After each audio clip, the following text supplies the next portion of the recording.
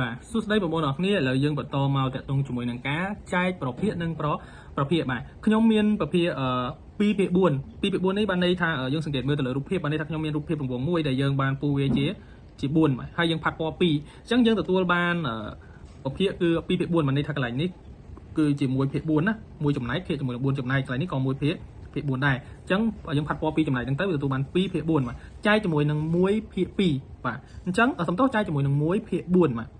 អញ្ចឹង1ភាគ4ហ្នឹងគឺវាគេឲ្យយើងយកទៅចែកជាមួយនឹង1ភាគ4បាទយើងមាន2ភាគ4ទៅចែកជាមួយ1ភាគ4បាទអញ្ចឹងពេលដែលយើងចែកទៅយើងនេះ2ភាគ4ណាបាទទៅចែកនឹង1ភាគ4អញ្ចឹងបានន័យថាមកប្រឡោះនេះគឺ1ភាគ4បាទមួយប្រឡោះហ្នឹងគឺ1ភាគ4អញ្ចឹង2ភាគ4ចែកនឹង1ភាគ4គឺទទួលបាន1ភាគ4 2ដងនេះបាទលទ្ធផលគឺទទួលបាន1ភាគ4 2ដងនេះកន្លែងនេះគឺ1ភាគ4បាទយើងចែកយើងយក2ភាគ4ទៅចែកនឹង1ភាគ4គឺទទួលបាន1ភាគ4 2ដងកន្លែងនេះក៏1ភាគ4ដែរ1ភាគ4 2ដងបាទអញ្ចឹងយើងសង្កេតមើលថាតើយើងធ្វើយ៉ាងណាដើម្បីឲ្យវាចេញលទ្ធផលជា2ចំណែកបានន័យថាចេញលទ្ធផល2ព្រោះការផលចែករបស់យើងនៃប្រភេទទាំងពីរហ្នឹងគឺចេញលទ្ធផល2បាទអញ្ចឹងដើម្បីចែកប្រភេទគឺគេយកប្រភេទទី1បានន័យថានេះគឺជាប្រភេទទី1បាទហើយគុណនឹងចម្រាស់ប្រភេទទី2បាទអញ្ចឹងអានេះគឺជាប្រភេទទី2បាទអញ្ចឹងកាលណាគុណនឹងចម្រាស់1ភាគ4វាទៅជា4ភាគ1វិញអញ្ចឹងយើងបាន2ភាគ4នេះបាទ2ភាគ4នេះបាទ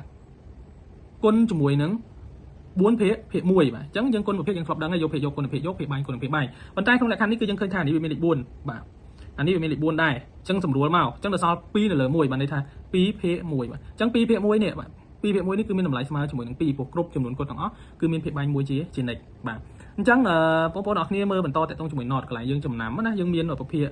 A នៅលើ B បាទភាគ A នៅលើ B គុណជាមួយចែកជាមួយនឹង C លើ D បាទអញ្ចឹងចែកជាមួយ C លើ D បានន័យថាយើងយក A គុណជាមួយ D បានន័យថា D នេះគឺវារុញឡើងទៅលើវិញណាបាទនេះ D នេះបាទរុញឡើងទៅលើវិញអញ្ចឹង A គុណនឹង D ហើយ B គុណនឹង C នេះគឺជាលទ្ធផលដែលយើងទទួលបាន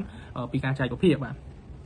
អញ្ចឹងតាមលំនាំគំរូខាងលើសង្ឃឹមថាបងប្អូនអរគ្នាក៏អាចដោះស្រាយលំហាត់ទាំង4លំហាត់នេះបានផងដែរបាទអញ្ចឹងយើងសាកល្បងមើលទាំងអស់គ្នាថាតើយើងអាចដោះស្រាយលំហាត់ទាំង4នេះបានឬអត់បាទអញ្ចឹងសង្ឃឹមថាបងប្អូនក៏អាចធ្វើបានដែរនៅពេលដែលយើងយល់អំពីគន្លឹះរបស់វាណាបាទអញ្ចឹងអរគុណច្រើនបងប្អូនអរគ្នាជម្រាបលាហើយយើងជួបគ្នានៅវីដេអូក្រោយ